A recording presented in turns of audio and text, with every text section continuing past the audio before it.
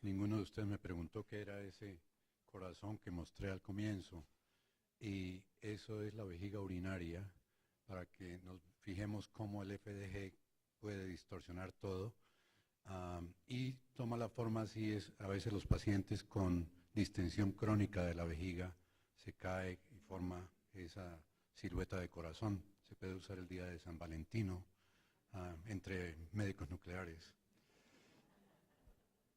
Este tema no tengo derecho a protestar porque es un tema que es muy taquillero, y por ser tan taquillero es muy aburridor porque todo el mundo hace linfoma. Muy especial para mí por la siguiente razón: yo tuve la suerte de haber vivido lo que yo llamo, y algunos, el grupo de cancerología, mis amigos, me han oído varias veces que yo evolucioné, el país de Colombia evolucionó de la mula al jet, y yo evolucioné de procedimientos tal vez barbáricos, quirúrgicos, al PET. Hace aproximadamente 30 y algo de años, me sentía muy orgulloso de haber sido miembro del grupo que escribió la serie más larga de la parotomía clasificadora de Hodgkin en el mundo, con el grupo del Instituto de Cancerología. Y vean dónde estoy ahora, tratando de promover lo no invasivo.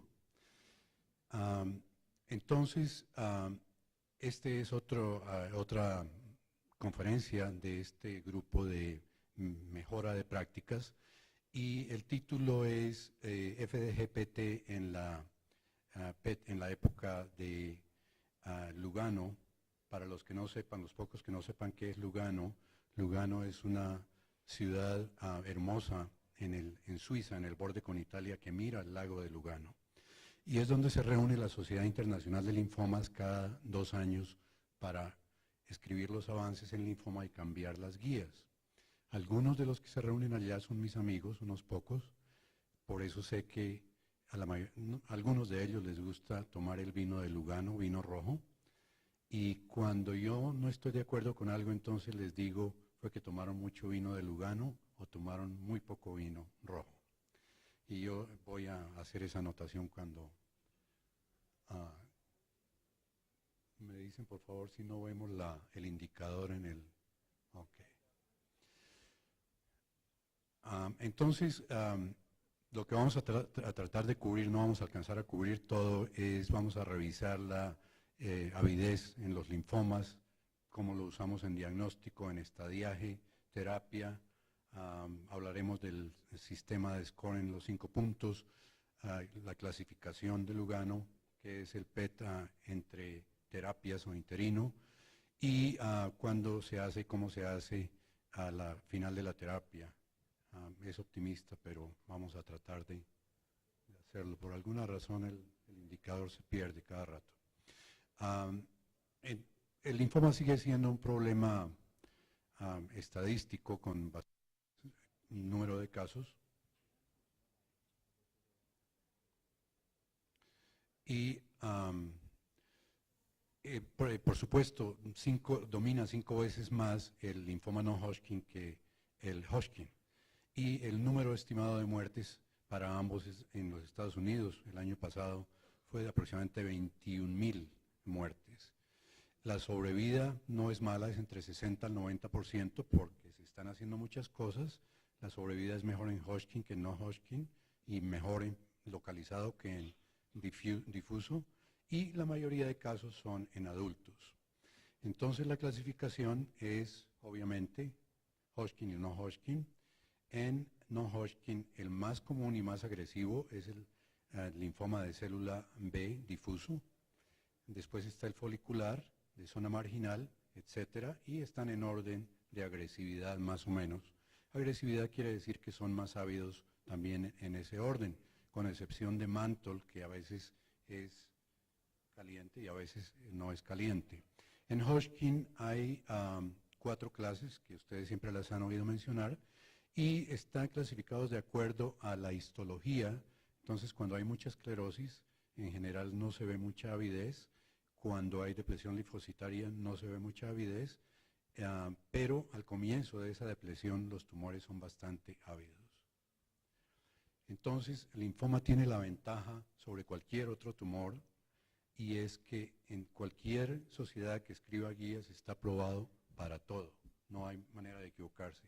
Está aprobado, por ejemplo, incluso para el diagnóstico inicial, no para diagnosticar linfoma, sino, por ejemplo, en este caso, nuestra función como imagenólogos es decirle al oncólogo cuál es el ganglio linfático más caliente para que él o ella pueda tomar la biopsia, dirigirlos. Entonces, en este caso estamos dirigiendo al oncólogo para tomar la biopsia del sitio más caliente.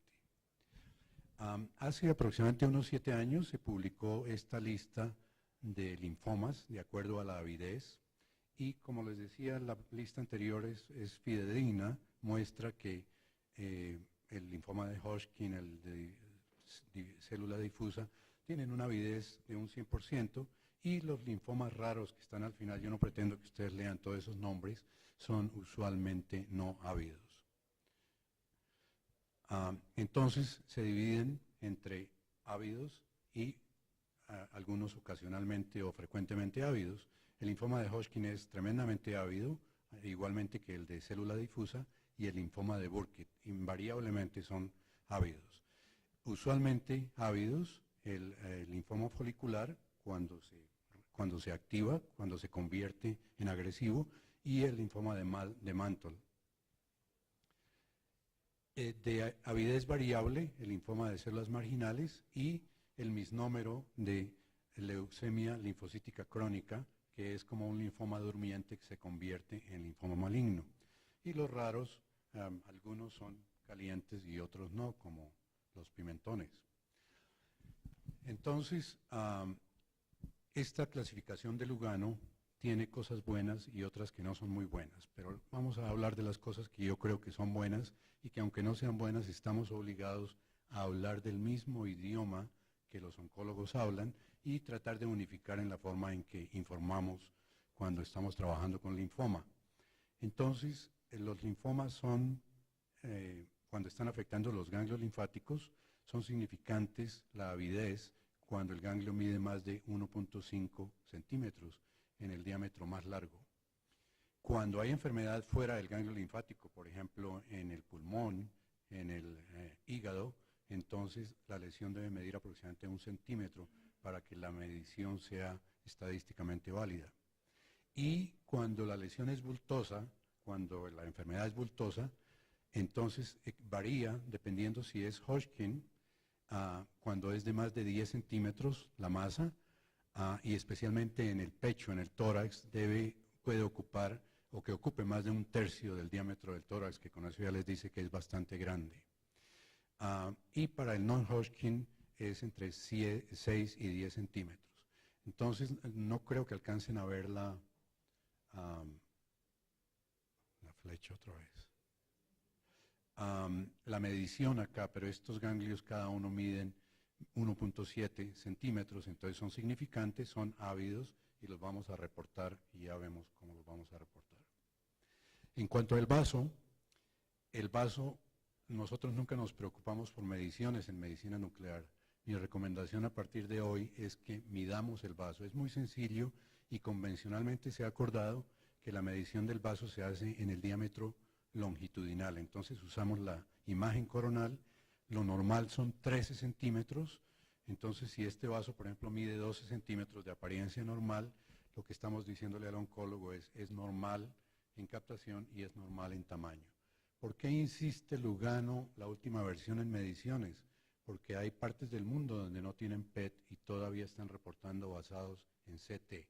Incluso en países que tienen manera de comprar equipo, a veces los PET se dañan y hay que hacer intervalo con CT, entonces esa es la manera como hay que informar. Para fines prácticos es mejor informar en cambio de que esperar a que le pregunten a uno y cuánto midió el vaso. Entonces le estamos dando todo en bandeja para que ellos puedan interpretar las imágenes de una manera mejor.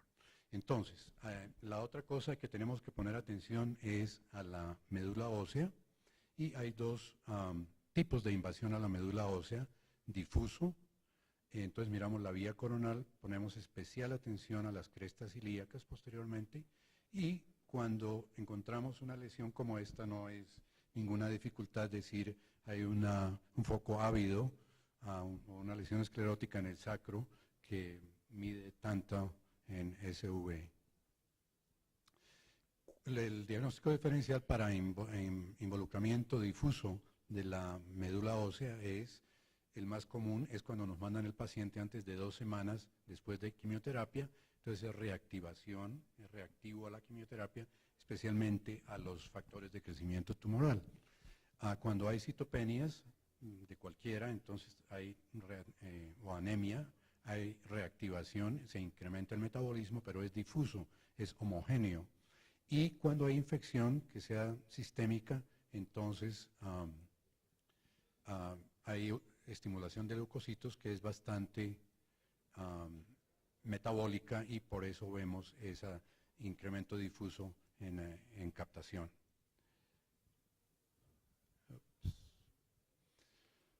Entonces este es un ejemplo de en que la médula ósea está involucrada por linfoma, y vean ustedes que en cambio de ser homogénea, otra vez el mismo problema. Entonces me va a tocar, ¿por qué no me permite el indicador? A ver si, porque hay, entonces miren, por ejemplo, en el fémur proximal es una apariencia sí, pero no. Okay.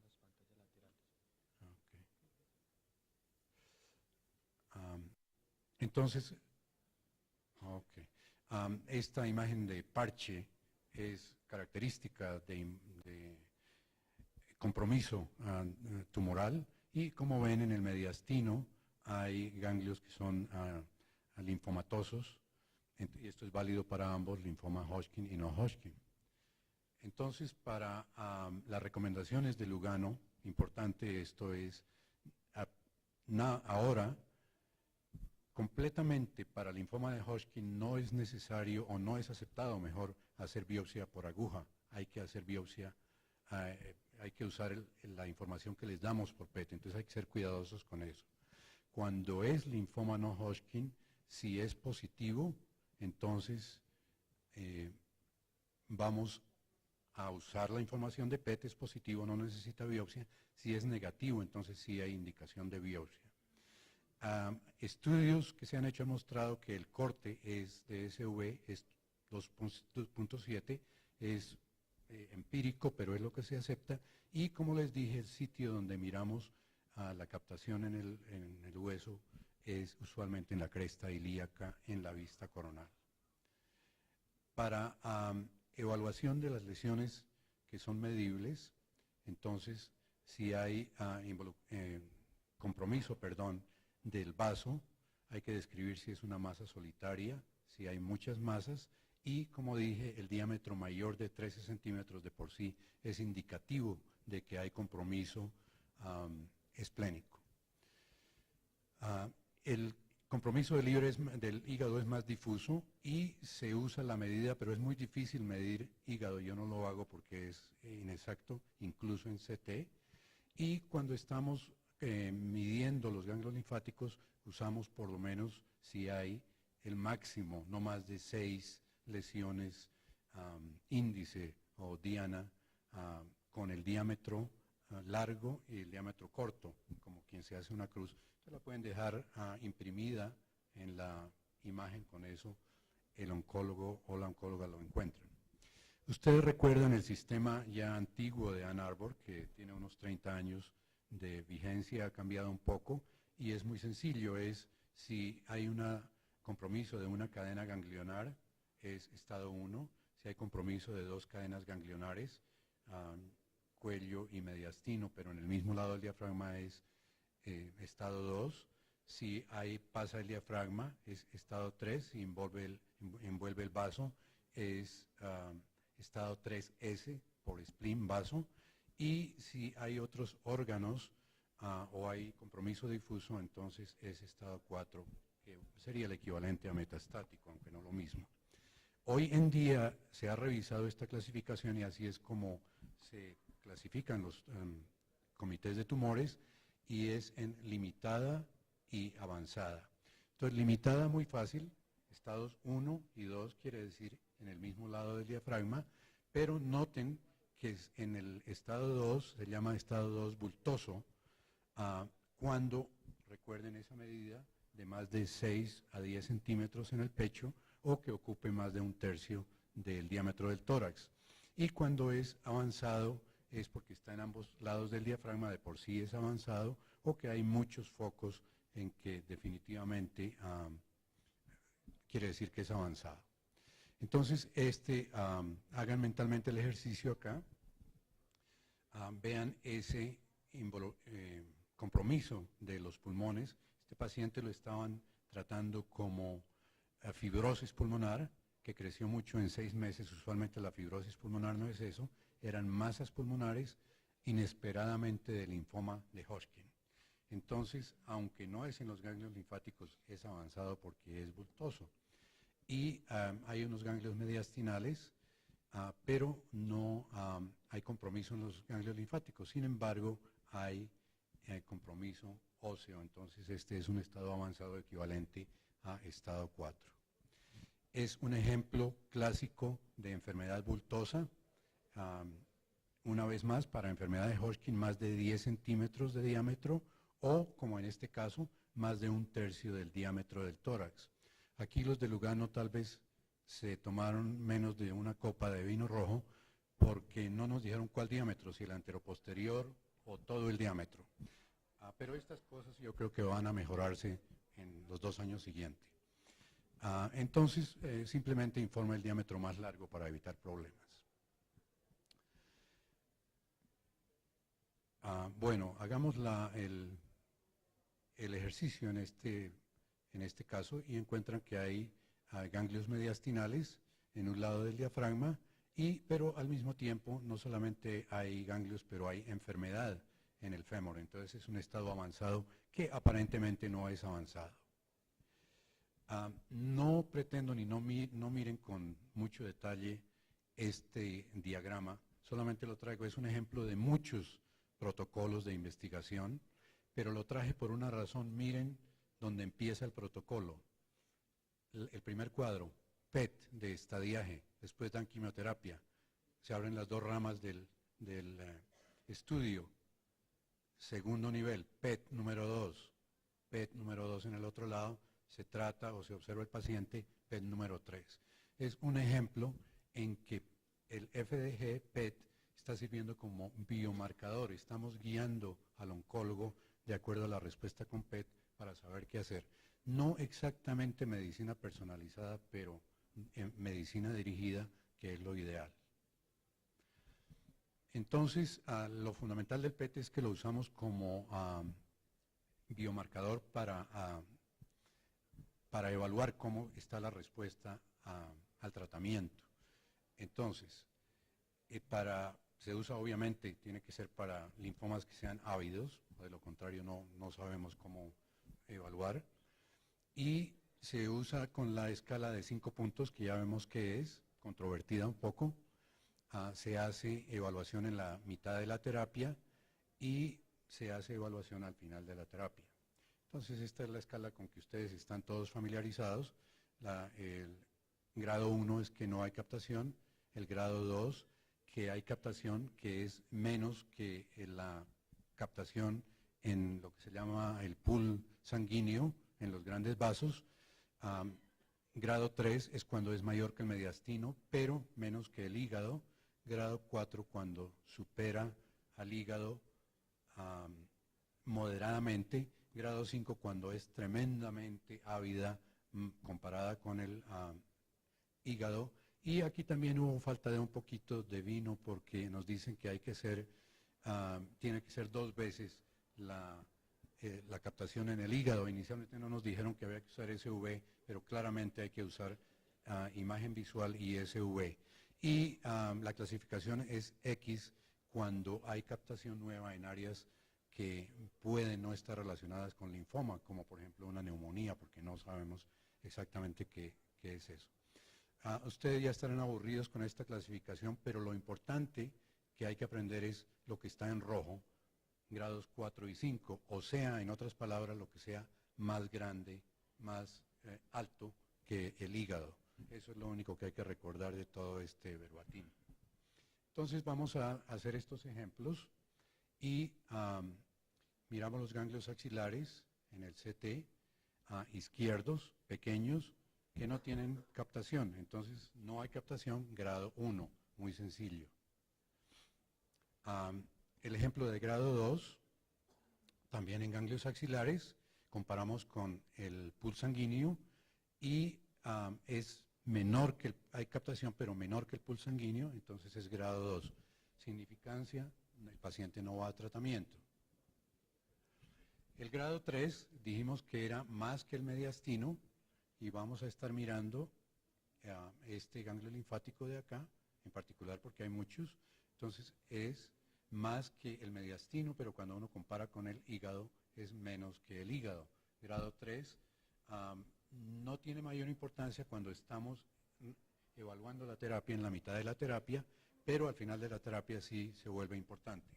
El grado 4, que son los que tenemos que recordar, entonces estamos evaluando este ganglio axilar mucho más que el pool sanguíneo, mucho más que el hígado, es grado 4, quiere decir positivo, los únicos positivos son 4 y 5, y el grado 5 vamos a mirar los ganglios que hay en la pelvis y quizá el mismo que hay, o los mismos que hay en la axila, y todos son mucho más calientes que cualquier hígado o pool sanguíneo, y definitivamente los axilares por medida con SV a ojo son mucho más grandes, 2 veces más que la captación del hígado. Entonces, lo que Lugano ha describido como los compartimientos del linfoma, vean ustedes que el compartimiento del ganglio linfático, fuera del ganglio linfático, la médula ósea, el hígado y el vaso, el único compartimiento en que el médico nuclear no está involucrado es los hallazgos clínicos. De resto, esto es responsabilidad nuestra para contribuir e informar, si es que queremos hacerlo, con esta modalidad de Lugano. Entonces, si volvemos a aproximadamente 10 años atrás, las indicaciones que se daban con respecto a la evaluación de FDG para linfoma era que en pacientes que tenían linfomas agresivos era recomendado, pero no era necesario hacer FDG PET antes de tratar, y que era mandatorio en los indolentes porque no se sabía si eran bajos. Hoy en día, con las recomendaciones de Lugano, hay que hacer FDG PET de base para todos, agresivos e indolentes. Entonces, las precauciones que tenemos son las mismas que para todo otro tratamiento, pero aquí es muy importante que no nos manden el paciente antes de 2 semanas de completar la quimioterapia. Y la mejor indicación es decir, véngase 2 días antes del siguiente ciclo. Con eso no vamos a encontrar artefactos en la médula ósea y a dar un diagnóstico equivocado. Si hubo cirugía de biopsias u otra cosa, 6 semanas, 2 o 3 meses, y si hubo radiación, por lo menos 3 meses después de la radiación. Entonces, lo que ustedes necesitan que el clínico les informe es el tipo de linfoma, con eso sabemos que estamos enfrentando, si es estado temprano o avanzado, qué tipo de quimioterapia y cuándo fue usada, el número de ciclos, si hubo factores de crecimiento y qué plan tienen si hay cambio, si van a escalar, quiere decir a incrementar la terapia o a ser menos agresivos en la terapia. Todos ustedes yo creo que conocen este diagrama que publicó Casamón hace 10 años también y fue publicado por popularizado por Richard Wall, y es la esencia del uso de FDG como estudio interino entre terapia y terapia. Entonces, fundamentalmente el principio es que tenemos 3 pacientes hipotéticos y que vamos a evaluarlos al final del tratamiento, todos con linfoma. Entonces, en este paciente, el número de células que está aquí a la izquierda bajó y bajó completamente a lo normal y desaparecieron los ganglios linfáticos. En este no hubo una respuesta tan buena, pero hubo mejoría, y en el último no hubo respuesta y el paciente murió.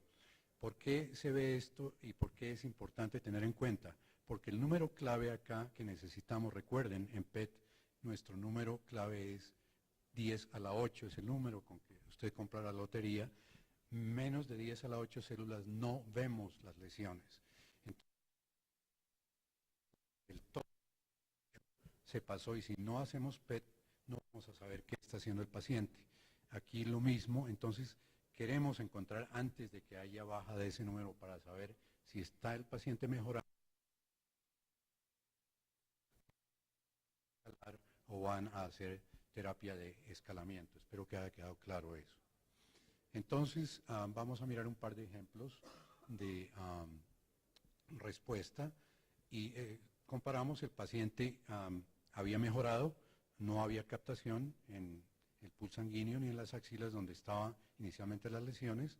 Se hace la comparación y el paciente no muestra captación. Entonces estaba en respuesta completa, continúa en respuesta completa. La forma de informarlo es: está en grado 0, negativo, continúa en grado 0. Es muy sencillo para el oncólogo leer esto que estar describiendo que hay un poquito de captación o que no, y cada uno de nosotros a veces usa lenguaje distinto. Otro estudio, grado 5 en el mediastino, y después de 3 ciclos vino el paciente a estudio interino y vean ustedes que las lesiones desaparecieron y pasó de 5 a 0, respuesta completa en interino. Entonces la esperanza es que para el final de la respuesta esté haciendo continúe en respuesta completa. Otro ejemplo, ganglios mediastinales grado 5, mucho más calientes que el hígado, y vean ustedes, 3 meses más tarde, PET interino, respuesta completa, grado 5 a grado 0, positivo a negativo. Muy fácil de interpretar. Ahí está el paciente que vieron de linfoma bultoso, Hodgkin, muy raro que se presente así. Y después de 3 ciclos vean esa hermosa respuesta. Este paciente va a responder bien porque es un factor pronóstico, particularmente el linfoma de Hodgkin. De grado 5, por PET y por medida, recuerden, bultoso más de 6 a 10 centímetros, y bajó y se mejoró en todo aspecto. Otro linfoma bultoso del mediastino, este era non-Hodgkin, igualmente que en las regiones linfáticas, y desapareció de 5 a 0, positivo a negativo. Por favor me avisan cuando el semáforo esté en rojo, si es que no ha estado. Ahora, como vieron, espero que no hayan mirado ese cuadro que les mostré de un ejemplo de estudio de investigación. Cuando las terapias fallan, los enfermos con linfoma a veces van a radiación, y entonces se puede usar cuando hay persistencia en estados 1 y 2, cuando es ayudante en casos como ese linfoma bultoso del tórax. En Hodgkin ya vimos cuando son más de 10 centímetros o más de 1/3 del tórax, y en non-Hodgkin también recordamos el parámetro.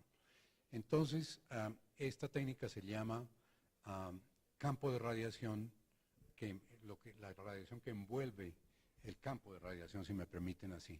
Linfoma bultoso, entonces, ¿qué es lo que cubre el campo que va a usar el radioterapeuta? Cubre la región supraclavicular, la región iliar, y va hasta el borde de C5 y C6, y hasta el sitio donde está la laringe. E inferiormente se extiende 2 centímetros por debajo del ganglio linfático, que es más positivo que los demás.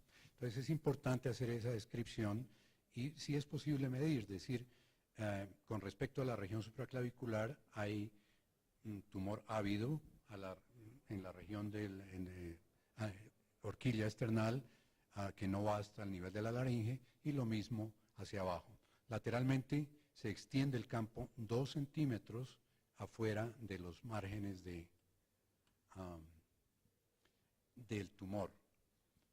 Entonces, eso es lo que necesita saber el radioterapeuta y así los podemos ayudar. Como dije una vez más, la extensión del tumor en lo posible precisa, superior, inferior y lateral, hay que describir eso, y definitivamente basada en ambos, el CT y en el PET, entonces hay que mirarlos a ambos. ¿Qué hay que mirar en nuestro informe? El compromiso ganglionar nodal, definir si es extenso o no es extenso, entonces vamos a decir que va encima, ha pasado el diafragma o no, si es enfermedad temprana o no, importantísimo si hay enfermedad extra ganglio linfático como en el pulmón, y si hay otros órganos como el intestino, el mismo hígado envuelto o no. Importante, y ya con esto vamos casi a terminar, para evaluar al final de la terapia es distinto que cuando estamos hablando entre terapia y terapia, y aquí la evaluación visual es permitida, entonces no es necesario usar, si uno no quiere yo lo uso ambos, información semicuantitativa. Y las áreas positivas, cuando miden más de 2 centímetros de diámetro y que sean por encima del tejido circundante. Por ejemplo, en este ganglio iliar definitivamente es superior al tejido pulmonar circundante, mide más de 2 centímetros, entonces es positivo. Entonces aquí es distinto, mira uno al tejido circundante, mide que sea de más de 2 centímetros y que sea definitivamente superior. Cuando hay nódulos pulmonares, pulmonares nuevos como este, entonces si el tumor mide más de 1,5 centímetros y se compara con el pulso sanguíneo, y si es superior entonces es positivo. Importante porque así es como se evalúa al final de la terapia. Si hay captación residual, como en este caso, que el vaso es más captante que el hígado, quiere decir que hay enfermedad residual, o si hay enfermedad focal en el hígado. Y si claramente, como en este caso también, hay enfermedad focal que es ávida, entonces se considera que la respuesta es incompleta y que hay enfermedad residual. Esta información es muy importante para el oncólogo saber. Ya tenemos la luz en rojo antes de que me pongan el ticket, entonces vamos a terminar acá.